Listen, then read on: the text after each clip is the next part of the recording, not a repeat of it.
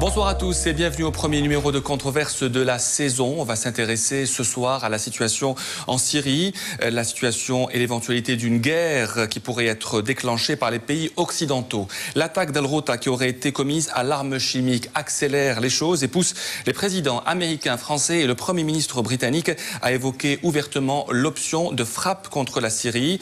Mais ils ont été freinés par leur Parlement, comme vous le savez. Aujourd'hui, la guerre ne serait qu'une histoire de quelques jours avant que le Congrès ne se prononce. Pour en parler avec nous ce soir, nos invités, Abdelaziz Jarrad, vous êtes politologue, ancien secrétaire général du ministère des Affaires étrangères. Adel El-Mehdi, bonsoir, vous êtes journaliste, rédacteur en chef d'Al Watan Weekend. Avec nous également ce soir, Mohamed Bouhamidi, vous êtes philosophe, chroniqueur de presse. Et avec nous également William Lawrence, vous êtes chercheur spécialiste du monde arabe. Vous avez été conseiller du président américain Barack Obama. Petit récapitulatif ce soir de la situation en Syrie et des tractations diplomatiques qui se poursuivent avec Salma Khaled. L'heure est aux tractations et aux intimidations. Aux États-Unis d'abord, où l'équipe présidentielle s'est lancée à la conquête des élus du Congrès. Le secrétaire d'État, le chef du Pentagone et un général de l'armée américaine, rien de moins pour essayer de convaincre des sénateurs pour le moins rétifs à l'éventualité d'une intervention militaire en Syrie. Barack Obama risque gros dans cette opération. Le chef de la Maison-Blanche, qui s'est prononcé pour des frappes en Syrie, met en jeu sa crédibilité et celle de son pays, tant sur le plan interne que sur le plan international. Le président de la première puissance au monde, désavoué par le Congrès, reste un fait rare, ce qui explique que tous les regards soient braqués vers Washington, d'autant que les médias américains se montrent très sceptiques sur les chances de réussite de cette bataille qui s'annonce très rude. Mais là encore, la prudence est de mise et il serait risqué d'en tirer des conclusions hâtives. À 3 jours du sommet du G20, qui doit se tenir à Saint-Pétersbourg, la Russie continue de plaider contre une intervention militaire en Syrie, arguant du fait que cela pourrait réduire à néant Genève 2, l'hypothétique conférence de paix. Moscou a par ailleurs annoncé l'envoi de parlementaires russes pour discuter de la Syrie avec des membres du Congrès américain. Et c'est dans ce contexte explosif qu'est survenu le tir d'un missile d'essai américano-israélien en Méditerranée. Provocation, intimidation ou hasard du calendrier, le fait en lui-même n'a rien d'anodin. Les bruits de bottes se font de plus en plus entendre dans la région. Donc, se dirige-t-on, Abdelaziz Jarrad, vers un nouveau conflit armé dans la région ? Certainement qu'il y aura un conflit. Toutes les dispositions ont été prises sur le plan politique, diplomatique et militaire. Maintenant, il y a un habillage médiatique pour faire croire à l'opinion publique internationale et notamment à l'opinion publique occidentale qu'il y a une forme d'hésitation. Mais en fait, la Syrie, malheureusement, sera frappée, comme ça a été le cas pour l'Irak, pour la Libye et pour d'autres pays. Adel El-Mehdi, y a-t-il selon vous une hésitation aujourd'hui, avant le début de cette guerre ? Bon, cette hésitation, c'est beaucoup plus un maquillage pour essayer de contourner toutes les oppositions actuelles des opinions publiques occidentales. Et on voit toute cette discussion avec les parlements respectifs. Mais les frappes, elles sont quasiment décidées pour une raison très très simple. Si on parle de frappes militaires sur le terrain, moi, mes contacts à Damas, les journalistes qui sont installés là-bas, avec qui je suis en contact permanent avec eux, ils m'ont dit le drame, c'est que sur le terrain même des opérations, rien ne va changer après les frappes. Parce que l'équilibre est maintenu, l'équilibre de violence est maintenu entre les troupes rebelles et les troupes de l'armée. Le président français a dit que l'objectif n'était pas de renverser Bachar al-Assad, mais de le punir. Oui. Mais de quelle manière ils vont pas punir le président? Et réellement, les frappes n'ont pas exactement des cibles militaires. Le problème est que ces frappes doivent rééquilibrer les forces pour aller à un Genève 2 avec un autre équilibre de forces qu'actuel. Parce que pour le moment, la situation est dans un statu quo meurtrier en Syrie. Et ces frappes-là vont beaucoup plus mettre plus de pression sur le régime de Bachar al-Assad ou ses alliés aussi, surtout. Mohamed Bouhamidi, vous pensez que ces frappes vont vraiment changer quelque chose sur le terrain? Les frappes ont commencé depuis 2 ans. Depuis 2 ans, au vu et au su de tout le monde, il y a des troupes qui viennent de 80 pays, mais principalement du monde arabe et musulman, qui se déverse sur la Syrie. Personne ne fera croire que les États-Unis, avec leur puissance, leur intelligence, leurs instruments de contrôle, n'ont rien su de ces déplacements de Takfiri, mais qui sont de l'ordre des régiments et des divisions. C'est quand vous avez 15 000, 20 000 personnes qui se déplacent, et donc ça a commencé depuis longtemps. La presse occidentale, donc ce n'est pas moi qui le dis, parle depuis 2 ans de la présence de forces spéciales anglaises, françaises et américaines, mais essentiellement américaines et anglaises, pour former, encadrer et diriger sur le terrain, à partir de ce qu'en arabe on appelle ghurf al-amaliyat, c'est-à-dire les postes de commandement. Vous prenez Le Monde, Le Figaro, à chaque fois nous avons eu des reportages de journalistes anti-Assad qui ont parlé de l'infiltration des Libyens, des Égyptiens, des Algériens, de Marocains, de Yéménites, etc. Jamais il n'y a eu de démenti. Donc les frappes sur le terrain existent depuis 2 ans. Est-ce que ce qu'on appelle aujourd'hui les bombardements se situent ou ne se situent pas dans une continuité? Ça, la question reste à poser. Ensuite, bon, sur le plan des concepts, depuis quand punir quelqu'un appartient au langage du droit? Merci Mohamed Bouhamidi. Le monde attend actuellement la décision du Congrès américain. William Lawrence, vous êtes chercheur, vous étiez jusqu'à il y a 2 ans conseiller à la Maison-Blanche. D'après vous, le Congrès va-t-il diriger, oui ou non, d'entrer en guerre? Je crois qu'ils vont voter oui, mais ce n'est pas encore sûr. C'est vrai que comme la population mondiale a un goût amer dans la bouche depuis la guerre d'Irak, aussi la population américaine et le Congrès a un goût amer après la guerre d'Irak à cause des mensonges qui étaient dits, et les mensonges sur les armes chimiques. Donc il y a tout un projet, comme a dit les autres, de convaincre les populations, et ça reste à faire. Est-ce que vous pensez aujourd'hui que le président américain se cache derrière cette décision du Congrès pour entrer en guerre, alors qu'on sait aujourd'hui que l'administration américaine, que vous connaissez bien, que vous avez conseillé, est déterminée à aller en guerre malgré la mésaventure irakienne? D'abord, je ne crois pas qu'ils sont convaincus d'aller en guerre. Comme a dit ce monsieur, il y a déjà une guerre et les Américains sont impliqués dans cette guerre. Donc, aller en guerre, c'est pas ça. Et je crois que Obama n'attend pas que le Congrès se dise oui ou non. Ça rentre pour moi plutôt dans les enjeux politiques américains domestiques. On a un Congrès contrôlé par l'autre parti politique qui ne fait que bloquer tout ce qui fait Obama depuis 3 ans. On n'a pas de budget dans les ministères. Mais la guerre, elle, ne sera pas bloquée, apparemment. Oui, mais là, exactement. Donc c'est ça l'enjeu. De dire à un Congrès qui dit toujours non, quand Obama dit oui, ils disent non. Quand Obama dit non, ils disent oui. Il va dire, voilà, vous allez dire oui avec moi pour une fois. Donc ça rentre dans la politique domestique américaine. Est-ce que vous pensez, à Abdelaziz Jarrat, que le président américain et le premier ministre britannique se cachent derrière leur parlement pour avoir le feu vert de cette guerre? On a vu le camouflet qu'a dû affronter David Cameron, qui était pour la guerre, mais le Parlement a dit non. Est-ce qu'on peut imaginer ce scénario aujourd'hui aux États-Unis? Il est clair que l'opinion publique occidentale a évolué depuis la guerre d'Irak, et que les dirigeants actuels, que ce soit en Grande-Bretagne, que ce soit aux États-Unis ou en France, tiennent compte un tant soit peu de cette opinion. Et c'est pas une question de se cacher. Effectivement, comme le disait notre collègue américain, il y a des rivalités, des problèmes internes, de politique interne aux États-Unis. Donc Obama prépare un peu le Congrès à accepter cette intervention américaine pour éviter demain à ce que les républicains le contredisent par médias interposés et posent un problème si éventuellement il y a échec de cette intervention. Pour la France, je pense, comme vous l'avez dit dans votre introduction, le Parlement va débattre comme il a l'habitude de débattre de ces problèmes. C'est bien sans vote, certainement, parce que la Constitution française donne tout plein pouvoir au président français dans des situations pareil.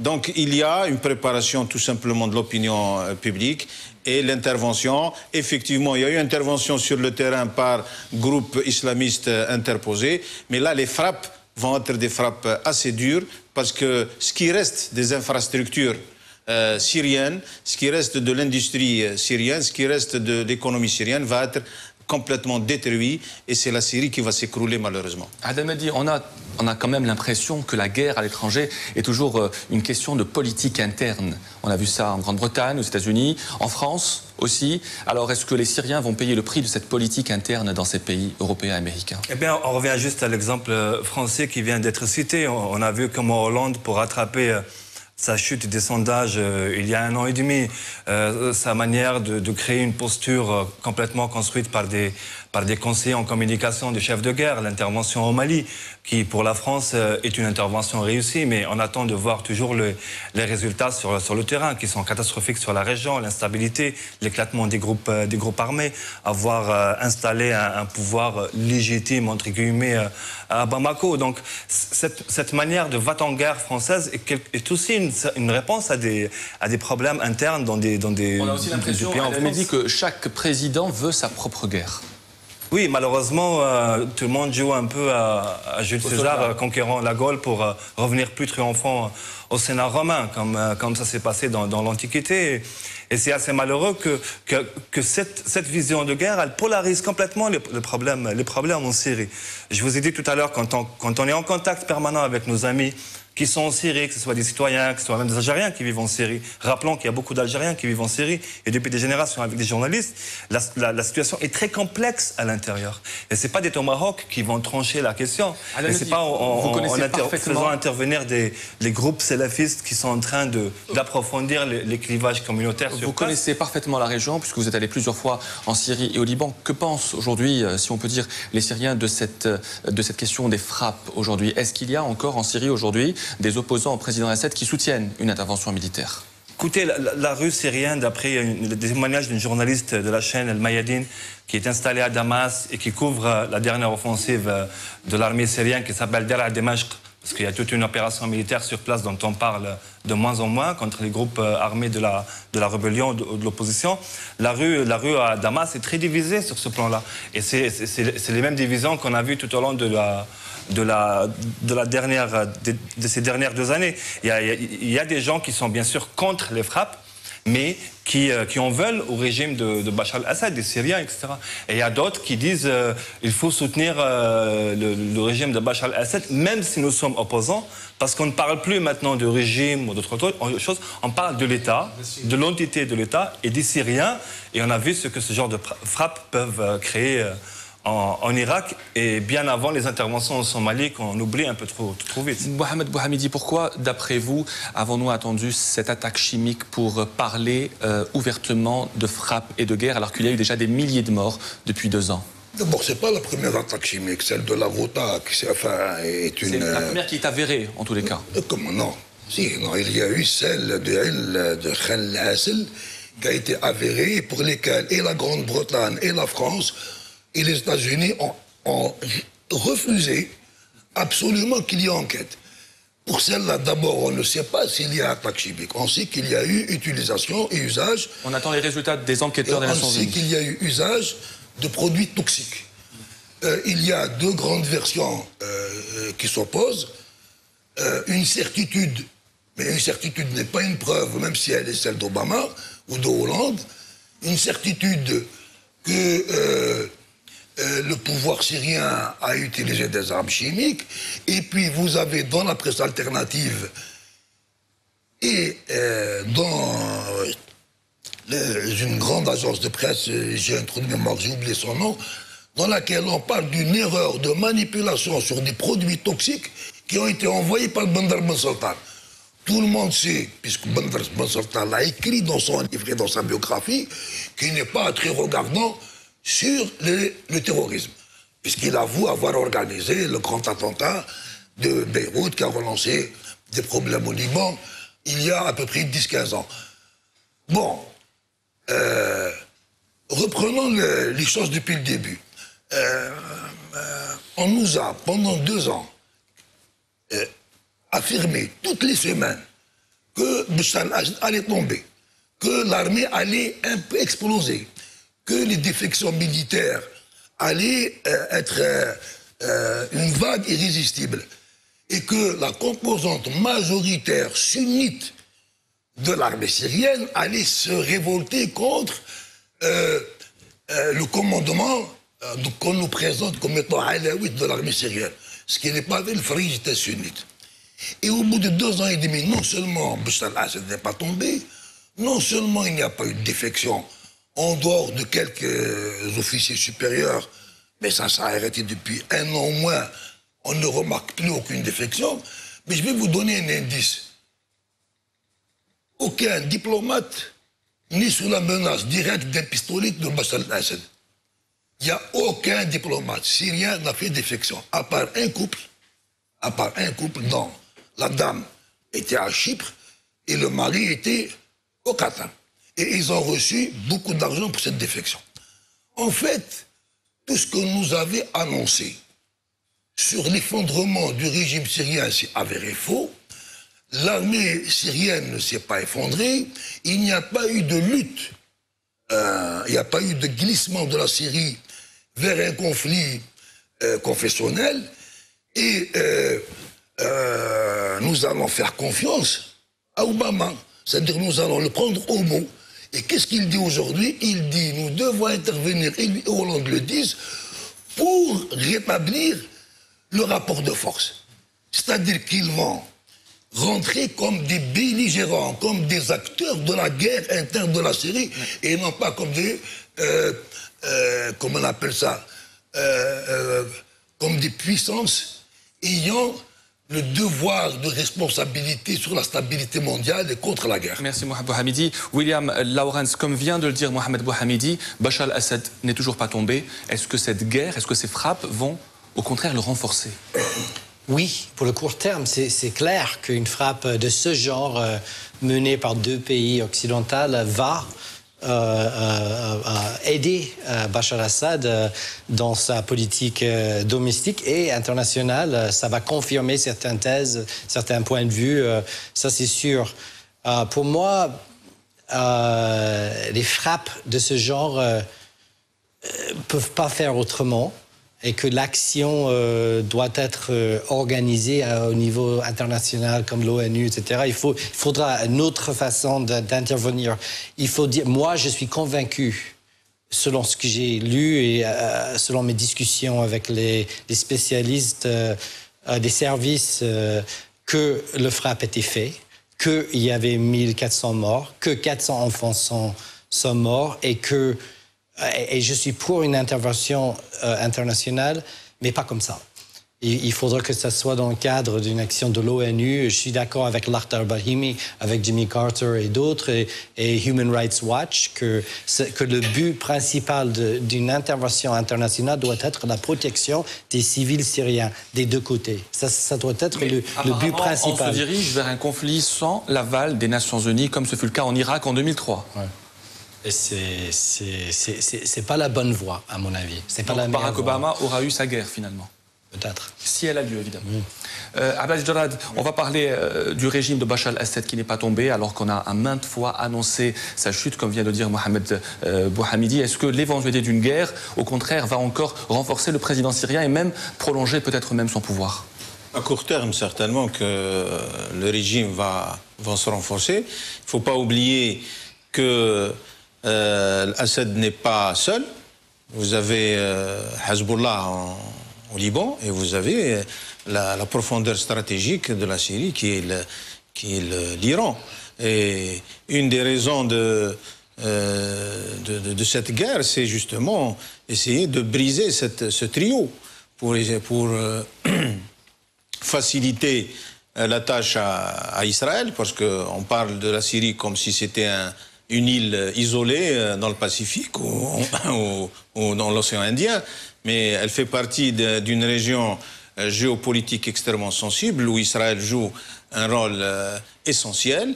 Toutes les informations sur le dispositif militaire syrien viennent des Israéliens. La frontière avec Israël et la partie Golan, qui est territoire toujours syrien, est contrôlée par Israël. Israël est prête aussi à intervenir d'une manière peut-être indirecte, avec les renseignements, avec l'aide aux troupes, aux avions américains et français.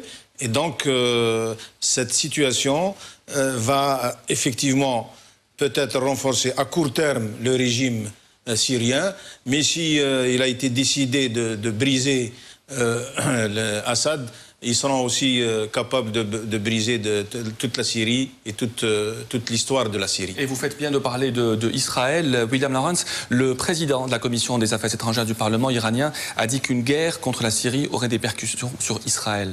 Qu'en pensez-vous? Oui. De quelle manière il peut y avoir des répercussions sur Israël? De quelle manière? D'abord, les Israéliens sont déjà impliqués dans l'affaire. Ils ont déjà bombardé la Syrie. Donc c'est une guerre. Mais est-ce qu'on pourrait imaginer, il y a quelques années, une guerre où on a d'un côté Israël, les Turcs, Al-Qaïda, etc., contre Iran, les Russes, Hezbollah, mais c'est un conflit inimaginable. Voilà. Je ne peux même pas prononcer le mot, tant que c'est difficile à imaginer. Mais donc, on est dans une situation très difficile et très délicate, mais moi, je suis complètement d'accord avec la position de International Crisis Group, mon ancienne organisation, qui a annoncé qu'on a une occasion pour un dialogue américo-iranien qui n'est peut-être pas la meilleure chose pour l'Israël, mais qui pourrait commencer à améliorer la situation des relations internationales dans toute la région si les Américains et les Iraniens commencent à parler d'une solution du conflit syrien. Merci à vous. On passe à présent à la deuxième partie de Controverse.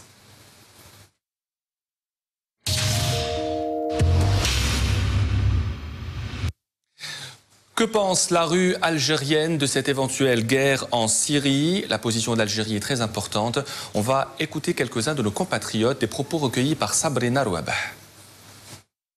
Je suis contre l'intervention des Occidentaux, des Américains. Je suis pour l'intervention. On est contre. C'est la solution, oui. C'est 100% contre. Allez, 100%. Je suis contre, sincèrement. Je suis contre l'intervention militaire en Syrie. Je من هنا يستعمروها. بيناتهم بلاد واحد. باسكو هما ما يحبوش العرب يدخلوا في المسائل نتاعهم سواء خارجيه ولا داخليه. C'est une destruction d'un autre pays encore. شكون يموتوا الشعب مسكين. بشار الأسد إنسان مجرم. Le problème de la Syrie, ça peut se régler de façon pacifique. ويعاونوهم إن شاء الله ويفرج عليهم ربي. واللي ولا صواب ديت له حق عطيها له. سيتو. على مع السيري والإيران. لازم قوة كما صارت الرؤساء الآخرين. الجزائر على كل حال مع السيري. Pour une résolution pacifique. C'est-à-dire c'est un problème qui doit se régler entre Syriens. السلمي تنحيلو حاجته سلمي. كيف السلم هذا يجي؟ وقف صحيح نتاع الجزائر. الجزائر مع الحق. تدخل تاع القوات تاع أمريكا في العراق كيفاش؟ دركا كيفاش رانا نشوفوا؟ ولا استعمار؟ واش شفنا في العراق واش شفنا في سوريا سي حاجة أخرى كاع. سي با لو ميم واش صار في العراق واش صار في سوريا. الجيري راهي باين توجور مع السلم توجور مع كذا جامي نحبوا نكونوا كونتر جامي نحبوا. ويكون حيادي ce sera mieux. C'est quand même intelligent de la part des Algériens de choisir la solution pacifique. احنا كي كنا في العشرية السوداء واحد ما كان سامع بينا. الله يسهل عليهم بيناتهم. Voilà, c'était un florilège de la position algérienne, même s'il y avait un étranger qui a quand même donné son avis, c'est bien. Abdelaziz Jarrad, vous connaissez bien la diplomatie algérienne, c'est le moins que l'on puisse dire. Vous étiez le numéro 2 de la diplomatie algérienne pendant quelques années, même si vous ne la représentez plus aujourd'hui. Oui. Comment peut-on qualifier aujourd'hui la position algérienne? Est-elle aussi ambiguë qu'elle était pendant la crise libyenne, comme l'a dit El Watan, une position ambiguë? Qu'en pensez-vous? Non, je ne pense pas que ce soit une position ambiguë. Enfin, je parle en mon nom personnel, donc je ne parle pas au nom de la diplomatie algérienne. Elle n'est pas ambiguë. Moi, je pense que la position algérienne, elle a évolué progressivement. Entre parenthèses, puisque vous avez parlé de la Libye était à nos frontières, donc c'était délicat de prendre une position déjà dès le départ, parce que c'est un problème de sécurité nationale. Nous étions contre les frappes de l'OTAN. Moi, je pense qu'avec le temps, les gens se sont rendus compte que les conséquences désastreuses sur la sécurité dans la région, les conséquences sur ce qui s'est passé au Mali, tout ça, les armes qui ont circulé un peu partout dans la région, c'était une des raisons fondamentales de la position algérienne contre l'intervention de l'OTAN en Libye. Là, je ferme la parenthèse. Maintenant, pour la Syrie, la position algérienne est très claire. Elle dit qu'il faut une solution politique. Elle s'inscrit dans la démarche des Nations Unies, dans toutes les résolutions des Nations Unies. Une guerre, des frappes militaires sur la Libye, sur la Syrie vont compliquer la situation. Elles ne vont pas trouver la solution immédiate, puisqu'on disait tout à l'heure que le régime de l'Assad, peut-être qu'il va sortir renforcé de ses frappes. La position ambiguë, par contre, des Occidentaux sur ces interventions, et on en a parlé dans la première partie, démontre clairement qu'il fallait une position, au moins au niveau de la Ligue arabe, d'un pays. Bon, il y a eu le Liban ensuite et l'Irak qui ont pris position. Il faut préciser à Abbas Jarrad que 4 pays arabes se sont opposés à ce conflit, l'Algérie, la Libye, l'Irak et le Liban. Pour des raisons peut-être communes, pour des raisons différentes. Mais l'Algérie, sa position était très, très claire, c'est de dire qu'il faut une solution politique. Et ça, sa démarche a été depuis le début. Depuis le début. Maintenant, les gens veulent que l'Algérie cherche à aller en guerre. Il faut que je leur rappelle qu'une des doctrines, un des fondements de la doctrine de notre diplomatie, c'est la non-intervention dans les affaires intérieures des autres pays et la solution politique interne à chaque pays. C'est clair et net et précis. Adel Mehdi, la position algérienne dans le futur conflit syrien et dans la crise en Syrie en général, il faut préciser que l'Algérie est considérée comme un allié du régime de Bachar el-Assad. Un allié du régime de Bachar el-Assad, c'est beaucoup plus... L'Algérie n'est pas un allié du régime de Bachar el-Assad, elle l'a expliqué lors de la situation en Libye. Elle dit, moi je suis avec les États et les peuples. Donc c'est une position assez générale et assez, on va dire, qui correspond à la doctrine algérienne de non-ingérence et de non-ingérence dans les affaires internes. Maintenant, je voulais juste rappeler la déclaration du délégué algérien dimanche dernier lors de la réunion ministérielle au Caire, où face à ses homologues qataris et saoudiens qui mettaient une grande pression sur les 4 pays que vous avez cités dans l'Algérie, qui disaient regardez, les Occidentaux, ils sont en train de consulter leurs opinions publiques avant d'attaquer, et nous, les premiers concernés, pays arabes, nous n'avons même pas le droit de nous consulter entre nous, et vous voulez qu'on sorte avec une résolution qui est déjà prête, un plat déjà préparé, Il faut préciser que ce sont des propos tenus par l'ambassadeur d'Algérie au Caire, voilà, et représentant auprès de la Ligue arabe. Et rapporté par le journal libanais SFR en détail. Donc l'autre problématique à côté de la position algérienne qu'a expliqué M. Djelad, c'est la viabilité même de cette Ligue arabe. La Ligue arabe qui est maintenant prise en otage par les régimes moyenâgeux d'Arabie Saoudite et du Qatar, et on se demande même pourquoi cette Ligue arabe n'est pas réformée après ce qui s'est passé dans le monde arabe, et pourquoi elle n'a même pas de poids aujourd'hui pour protéger, en fin de compte, un pays arabe. Parce qu'on ne compte plus le nombre de capitales bombardées. On se rappelle en 2006, et moi j'étais sur place, la position honteuse des affaires étrangères de la Ligue arabe à Beyrouth même, alors que les Israéliens bombardaient à 15 km de la tenue de leur réunion à Beyrouth Centre. Donc, il faut vraiment reposer la question de la Ligue arabe et d'arrêter de jouer au jeu qu'on est un peu unis autour de cette question. Et l'Algérie se retrouve de plus en plus isolée parce qu'elle a une position respectable et qui respecte au-delà du régime de Bachar el-Assad. C'est une position de principe. Mohamed Bouhamidi, à quoi sert la Ligue arabe aujourd'hui ? Bon, d'abord, elle sert à couvrir les projets israéliens, ça c'est clair. L'ancienne et secrète alliance et accord entre le Qatar, l'Arabie Saoudite, l'Égypte de Moubarak et un certain nombre de forces libanaises avec Israël, aujourd'hui, sont mises en plein jour. Et quand vous voyez cet acharnement des Saoudiens et des Qataris à outrepasser le droit.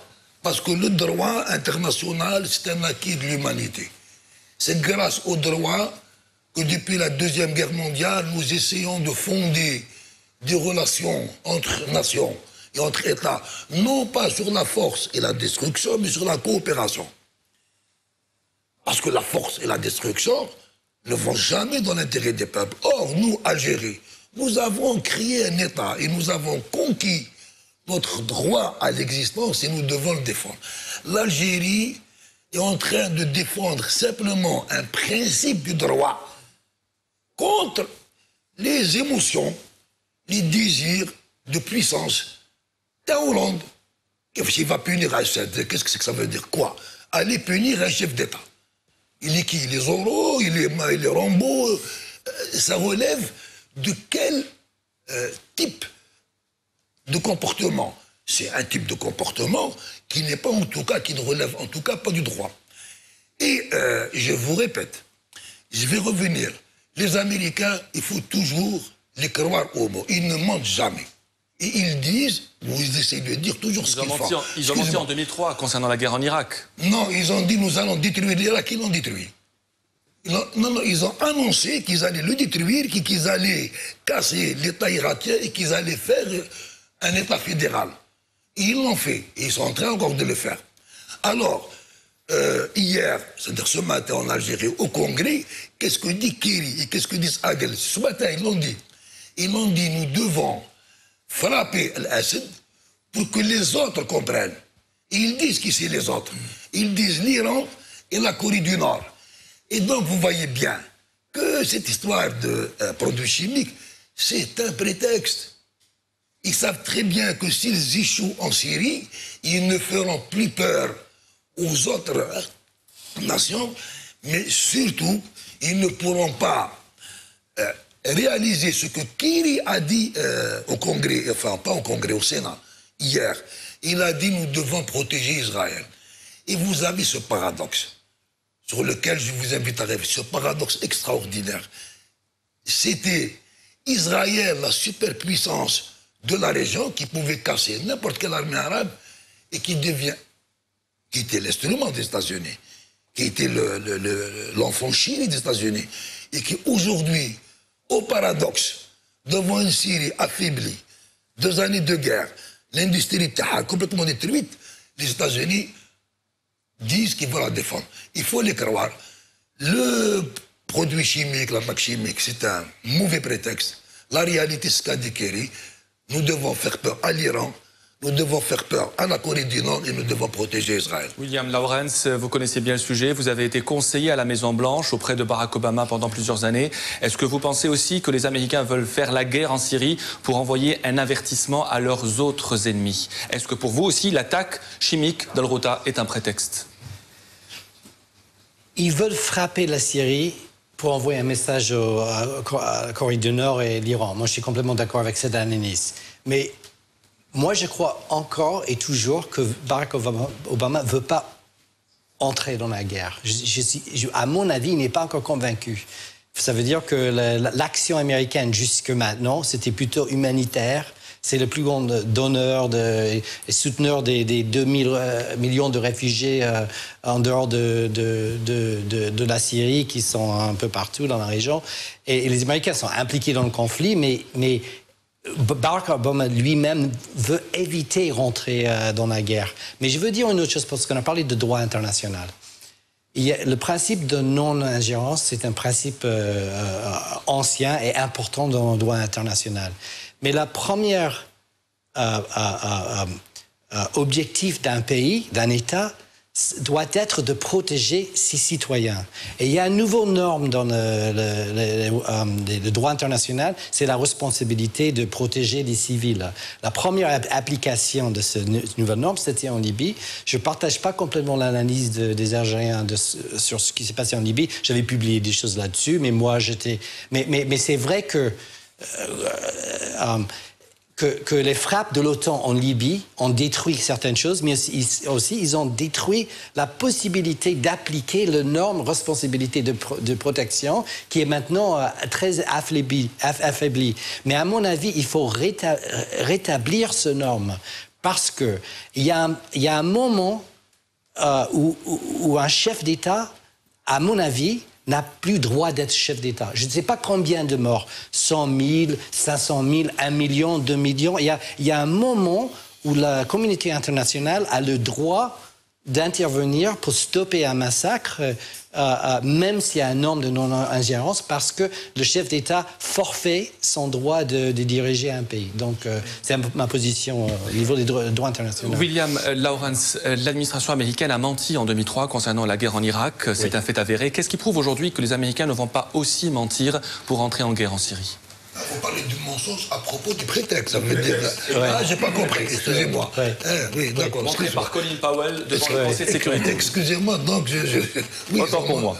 Ils ont menti. Ils ont menti en 2003. Qu'est-ce qui prouve que ce mensonge n'était pas complètement fabriqué par les Américains, c'était fabriqué par Chalabi et les gens autour de lui pour donner aux Américains ce prétexte. Il y avait beaucoup d'Américains, même les responsables convaincus par ces évidences qui étaient faux, mais c'est vrai que c'était des mensonges. Moi, à cette époque, j'étais dans le mouvement anti-guerre, j'étais très actif. On a pris un page entière de New York Times 2 fois pour dire non à la guerre. Et c'est vrai que c'était des mensonges. Moi, j'ai rié ouvertement quand j'ai vu ce que Colin Powell a dit à l'ONU, quand il parlait d'armes biologiques dans les camions qui circulent sur les autoroutes. C'était risible, les mensonges. Là, je vois rien de risible dans ce que j'ai vu qui sort de la Syrie. Moi, je crois qu'il y avait l'utilisation des armes chimiques du gouvernement syrien contre sa population, même s'il y avait des manipulations. Et il y a des thèses de manipulation. Par exemple... Mohamedi, vous voulez dire quelque chose? Depuis 2 ans, Assad et l'armée syrienne ont prouvé au moins qu'ils sont très, très intelligents, au point de vue tactique et stratégique. Comment imaginer qu'ils soient devenus brusquement si bêtes qu'ils aillent donner à Obama le prétexte pour être attaqué. Au moment où la délégation des enquêteurs était sur place. Mais bien sûr, enfin, peut-être que les gens peuvent l'aimer ou ne pas l'aimer. Moi, j'aime pas Obama. Mais je reconnais qu'il est d'une intelligence supérieure.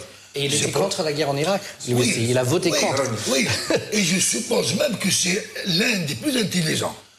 Obama est probablement contre les frappes. Je vais vous dire, à mon avis, pourquoi. Parce que la Syrie n'est pas un pays isolé. Lorsqu'ils ont frappé la Libye était un pays isolé. Lorsqu'ils ont frappé l'Irak était un pays totalement isolé. Aujourd'hui, ils ont construit une coalition anti-syrienne qui travaille depuis 2 ans sur le terrain, mais en face, il y a une coalition. Il y a dans cette coalition, il y a des types déterminés.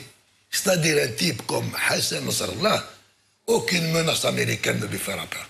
Rien. Il l'a prouvé. En face également, il y a en Iran des forces militaires, notamment la force al-Quds, qui sont des gens déterminés. Et évidemment, McCain croit que c'est une histoire de cow-boy. Aller là-bas frapper en Syrie, la conflagration risque de créer un nouveau Moyen-Orient sans les frontières de Saxe-Picot, mais pas celles que Condoleezza Rice rêvait. Abdel Jalad. Moi, je voudrais intervenir sur 2 points très rapidement. Cette relation entre droit de responsabilité et droit d'ingérence.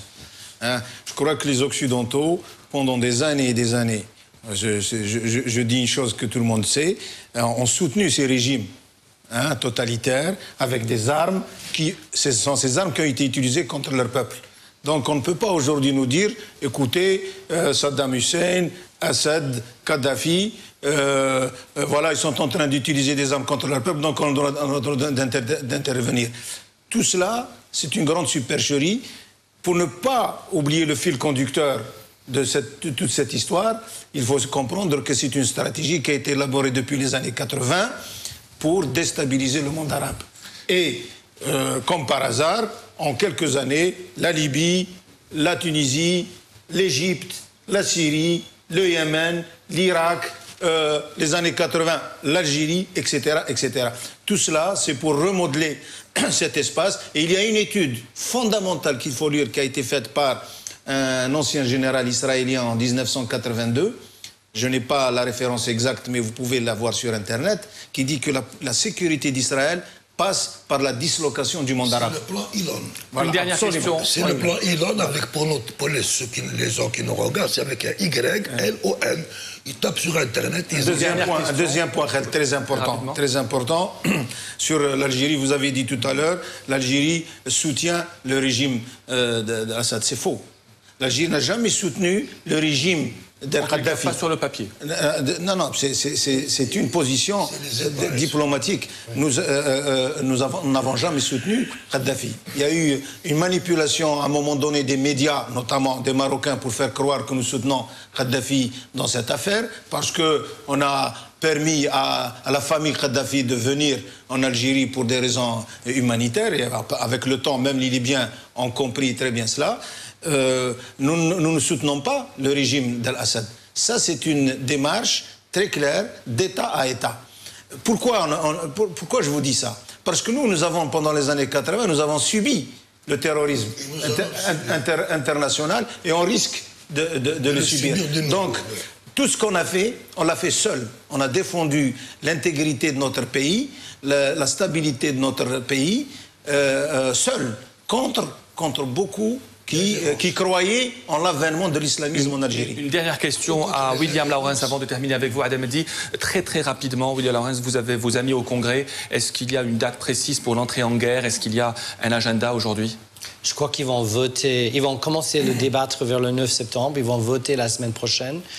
Comme j'ai dit, il y a tout un mouvement, surtout des jeunes américains, d'essayer de convaincre les membres du Congrès de voter non, mais je crois qu'ils vont voter oui. Mais on se dirige apparemment vers un oui au Congrès. Je crois que ça serait un oui. Alors une information très importante, très rapidement. Ce matin, la résolution qui a été présentée par le gouvernement américain au Sénat, ça a été de leur donner un délai de 60 jours, renouvelable automatiquement 30 jours supplémentaires et négociable ensuite pour une autre prolongation pour faire les frappes. C'est-à-dire le Congrès, le Sénat, enfin. Et donc il a tout ce temps-là pour choisir un moment pour faire ses frappes. Le mot de la fin, Adel Mehdi, très rapidement. Très rapidement, je reviens toujours sur la position algérienne et je crois vraiment que le rôle de l'Algérie, le poids de l'Algérie, les relations historiques avec la Syrie devraient nous pousser notre diplomatie à sortir du carcan de la Ligue arabe et de nous imposer encore plus sur cette question parce qu'il ne s'agit pas que de frappes techniques, mais il y a tout un pays qu'on va détruire et toute la région qu'on va embraser en plus. Controverse, c'est terminé. Merci à vous, Abdelaziz Jarrad, politologue, ancien secrétaire général du ministère des Affaires étrangères. Merci à vous, Adel Mehdi, vous êtes le rédacteur en chef d'Al Watan Weekend. Mohamed Bouhamidi, chroniqueur de presse, philosophe. Et William Lawrence, vous êtes chercheur spécialiste du monde arabe et ancien conseiller à la Maison-Blanche. Merci à vous de nous avoir suivis. Controverse reprend mercredi prochain. Rendez-vous à 20h30. Bonne soirée et merci.